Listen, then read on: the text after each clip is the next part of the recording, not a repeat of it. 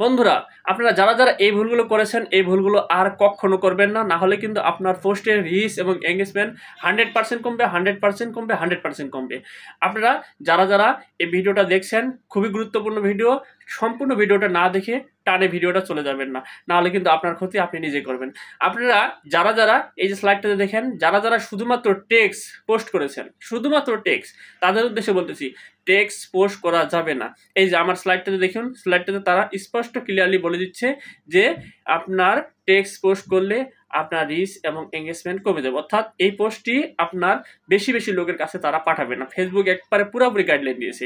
Number 1 কথা হচ্ছে এটা। নাম্বার 2 কথা হচ্ছে যে আমরা যে কমেন্ট করি সেই কমেন্টগুলো স্প্যামিং কমেন্ট করা যাবে না।